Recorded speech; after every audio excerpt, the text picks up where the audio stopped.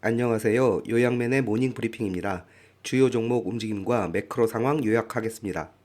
지수 먼저 살펴보고 가겠습니다. S&P 500은 0.53% 상승, 나스닥은 0.22% 상승, 다우존스도 0.92% 상승, 러셀도 0.47% 상승. 4대 지수가 모두 상승을 했고요. 공통점은 하루 종일 우상승하는, 여기서 시작해서 여기까지 끝나는 우상승하는 그런 하루였고요. 빅스 지수는 15를 유지를 했습니다. 조금 올라가다가 내려가다가 다시 15 근방에서 마치는, 그래서 시장이 전반적으로 좀 안정이 됐고요. 변동폭은 크지 않았습니다. 10년물 국채는 0.85% 상승을 했는데요. 사실 시장에서 금리를 낮출 만한 뉴스들이 좀 있었는데 금리를 많이 낮추지는 못하였습니다. 그래서 0.85% 근방에서 시작해서 결국은 끝나는, 그래서 변동폭은 거의 없는, 움직임이 없죠. 거의 없는 그런 하루였고요. 달러도 역시 108불 정도를 유지를 했는데 장 초반에 좀 오르다가 많이 떨어졌다가 다시 원래대로 회복하는 그런 모습을 보였습니다. 비트코인은 살짝 내려가다가 다시 떨어지는, 그래서 결국은 0.33% 상승으로 마감을 했고요. 선물 시장을 보면 S&P 500은 많이 하락을 했다가 점점 오르는 그런 상황이었는데 결국은 마이너스 0.08%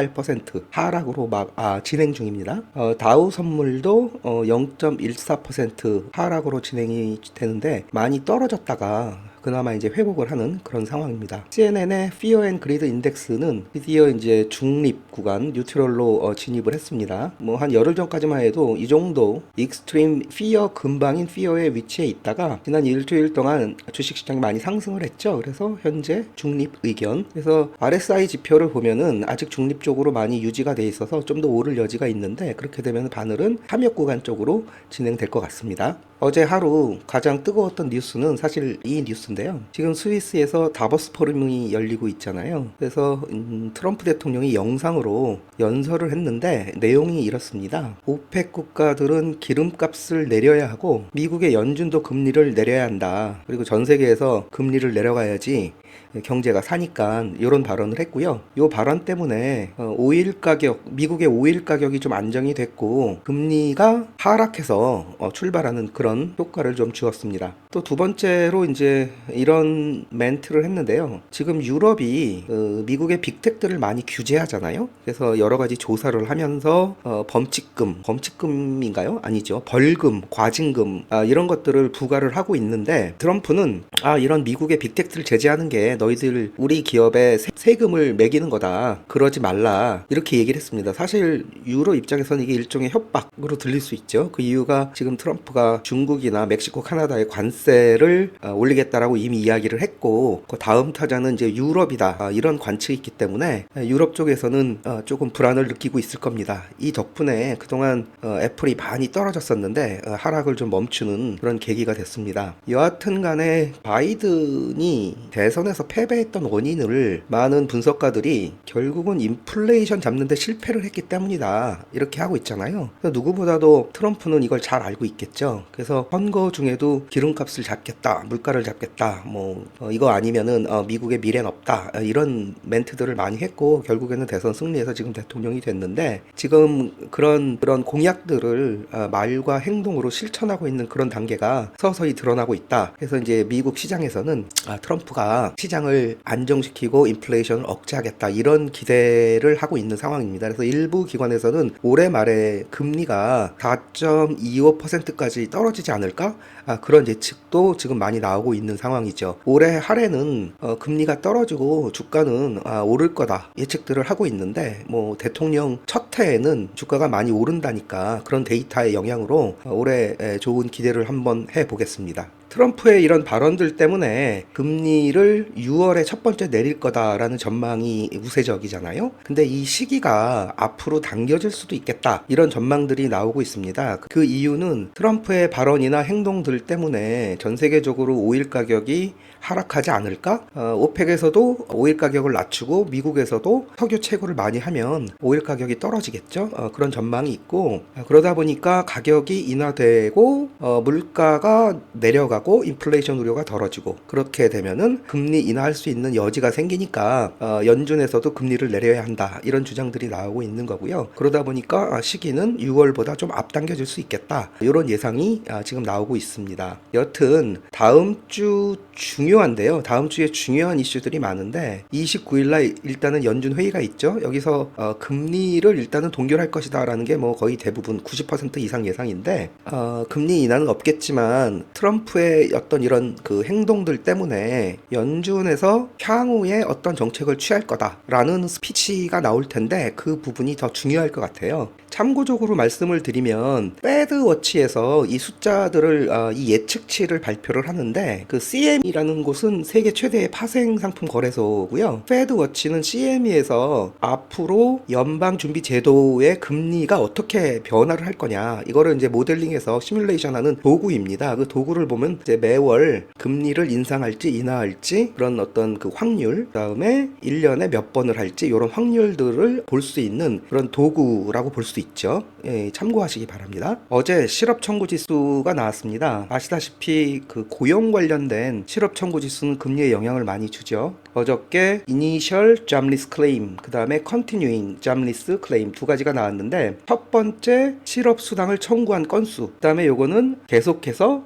실업수당을 청구한 건수잖아요. 그래서 첫 번째 실업 청구한 사람은 예상이 22만 명으로 예상을 했는데 22만 3천 명으로 좀 늘었습니다. 실업한 사람이 예상보다 좀 더 많았다라는 뜻이고요. 계속해서 청구하는 사람은 예상이 186만이었는데 189만 9천, 거의 190만까지 좀 늘었습니다. 그러다 보니까 처음으로 청구하는 사람도 늘고 계속 청구하는 사람들도 늘고, 그래서 고용 시장이 되게 뜨거웠잖아요. 그래서 조금씩 안정화되는 그런 모습. 이게 왜 중요하냐면 결국 이런 지수들이 그 연준에서 금리를 인하할 수 있는 어떤 그 단초, 이런 것들을 제공을 하기 때문에 시장에서는 이 실업 청구 지수를 대단히 중요하게 생각하는데, 어저께 다행히 예상보다 조금 올라서 고용 시장이 좀 안정화되는구나, 인플레이션도 좀 떨어지겠구나, 이렇게 되면은 금리가 좀 인하될 수 있는 여지가 생기겠구나, 이런 식의 반응들이 나왔던 거죠. S&P 500 맵을 한번 보겠습니다. 빅텍은 좀 떨어졌고요. 중소형주는 오히려 좀 오르는 그런 형태죠. 어저께 많이 올랐던 마이크로소프트, 엔비디아는 좀 주춤했고, 아마존, 애플도 좀 주춤했죠. 테슬라도 좀 주춤했습니다. 메타는 조금 올랐고요. 그리고 이제 중소형주들이 좀 많이 올랐습니다. 이 전반적으로 어떻게 해석이 되냐면, 트럼프의 금리 발언이 있었잖아요. 다보스 포럼에서. 그러다 보니까 자금의 여유가 많은 빅텍들보다는 유망하지만 자금을 조달해야 되는 중소형주에 투자를 한번 해볼까? 그래서 빅텍에서 돈을 빼고 중소형주로 옮겨가지 않았나, 이렇게 해석될 여지가 좀 있습니다. 다음 주는 우리나라는 연휴에 들어가죠. 구정 연휴인데 다음 주에 유독 빅 이벤트들이 좀 많습니다. 일단은 29일 날 연준에서 금리 여부 발표를 하죠. 그 다음에 페드 의장 스피치도 있을 것이고요. 이게 이제 금리의 앞으로 움직임을 어떻게 결정할 것이냐, 중요한 이벤트고요. 또 하나 중요한 것이 지금 이건데, 빅텍들이 줄줄이 실적 발표를 합니다. 보면은 27일은 뭐 빅텍은 아니지만 요즘에 좀 핫한 소파이 실적 발표가 있고요. 28일에는 SAP 있고요. 29일이 대박인데 테슬라, 메타, 마이크로소프트, ASML, 램 리서치 있고요. IBM 있고, 이날 29일 날 변동폭이 위로 오르던 아래로 내리던 엄청나게 큰 하루가 될 것 같고, 요즘 좀 걱정이 되는 애플은 30일에는 애플이 있고 인텔이 있고 UPS가 있습니다. 테슬라 뉴스인데요. 어저께 두 개 독일 정치단체에서 일론 머스크를 나치에 비유하는 퍼포먼스를 했습니다. 보도에서 보셨겠지만 이 건물이 베를린에 있는 테슬라 공장인데, 여기 지금 테슬라 이렇게 써 있죠. 그 옆에다가 이런 것을 그 빔으로 보낸 거거든요. 그래서 트럼프 취임식 때 일론 머스크가 가슴을 치면서 이렇게 오른손으로 쭉 뻗는 그런 퍼포먼스를 했잖아요. 이거를 과거 나치의 하일 히틀러 이렇게 형상화해서 일론 머스크 그림 여기 두고 하일, 이래서 하일 테슬라 이런 식으로 퍼포먼스를 했습니다. 그래서 결국은 독일의 이제 그 정치 단체에서 일론 머스크 머스크를 까는 뭐 그런 퍼포먼스를 해서 사실 이게 테슬라한테 좋은 뉴스는 아니잖아요. 유럽 쪽에 과거에 나치에 비유 당한다는 것 자체가 좀 악재일 텐데, 근데 이제 다행스럽게 요런 뉴스가 나왔습니다. 이스라엘의 네타냐후 총리, 이 사람이 네타냐후잖아요. 그 다음에 그 옆에 일론 머스크가 있고, 당사자죠. 나치한테 당한 당사자였는데, 그 이스라엘의 네타냐후 총리가 일론 머스크 변론을 좀 했습니다. 일론 그런 사람이 아니고 아마 뭐 그런 퍼포먼스 자체는 흥분해서 나온 일종의 실수다? 요런 식으로 좀 무마를 해주는 멘트가 나와서 다행히 크게 번지지는 않았으면 좋겠는데, 여하튼 간에 일론 머스크가 요즘 유럽의 어떤 정치적인 간섭? 관여를 좀 하잖아요. 영국, 프랑스, 뭐 독일 이런 식으로. 그래서 전반적으로 일론 머스크에 대한 감정이 좋지는 않습니다. 유럽에서. 그러다 보니까 테슬라의 판매에도 조금은 영향이 있지 않을까 그런 생각이 좀 듭니다.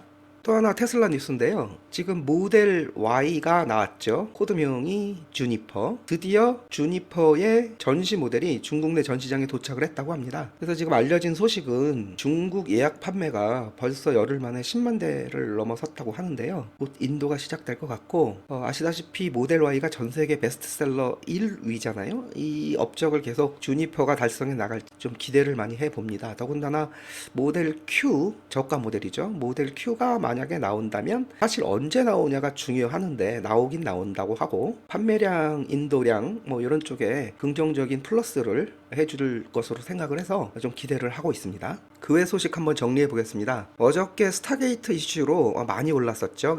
스타게이트 3인방이라고 표현을 했는데, 스타게이트 3인방과 빅텍은 어제 하루 하락을 했고, 대신에 중소형주가 많이 상승을 했습니다. 트럼프 다보스 발언 이후에 시장이 기대하는 것은 유가가 내리고 물가는 떨어지고 금리도 내리고, 이렇게 되면은 시장으로서는 좋은 거잖아요. 그래서 자금 여유가 있는 빅텍들보다는 자금이 모자라서 조달을 해야 하는, 그러니까 당연히 금리가 신경이 쓰이겠죠. 하지만 유망한 중소형주가 성장률이 더 좋지 않을까, 이런 생각들 때문에 소형주 쪽이 좀 많이 올랐고요. 특히 소형주이면서 지금 AI 스토리가 있는 그런 회사들의 주식이 강한 상승을 보인 하루였습니다. 팔란티어 소식이 있는데요. 웨드부시에서 팔란티어의 목표 주가를 90불로 올렸습니다. 이것 때문에 어저께 팔란티어는 조금 상승을 했죠. 그 다음에 요즘 이슈인 양자 섹터는 전반적인 하락을 했습니다. 하지만 지난번에 있었던 폭락 정도 수준은 아니고 어느 정도 조정을 하는 그런 상황을 보였고요. 또 하나 소식이 하나 있는데, 근데 캐시우드 쪽에서 사실은 유망한 중소기업들을 많이 발굴을 합니다. 특히 기술주들이요. 그래서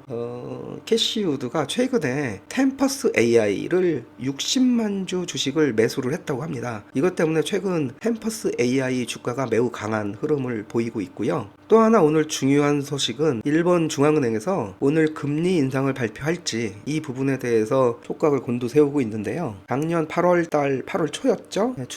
일본 중앙은행이 금리를 갑자기 인상을 하면서 전 세계적으로 주식이 이제 폭락하는 그런 안 좋은 기억이 있는데, 요번에도 혹시 그럴 것인가 이런 생각이 드는데, 이거는 뭐 제 생각이지만 작년에는 사실 우리가 대비할 시간이 없었습니다. 갑작스럽게 금리 인상이 발표가 되어서 일종의 패닉 이런 사태가 일어났었죠. 그래서 주식이 엄청나게 폭락을 했던 것이고, 이번에는 벌써 오래전부터 일본에서 금리를 올릴 것이다 라는 예측이 좀 있었고 어느 정도 준비를 했고, 또 하나는 학습 효과도 있잖아요. 그래서 금리가 움직이기는 하겠지만 작년까지 그런 패닉 상황은 일어나지 않지 않을까, 이런 생각을 한번 해보고 있는데, 여하튼 중요한 이슈니까 한번 잘 보도록 하겠습니다. 오늘 요약은 여기까지입니다. 오늘 금요일인데 오늘만 마치면 이제 연휴 시작인데요. 연휴 잘 보내시고 건강하시기 바랍니다. 다음에 뵙겠습니다.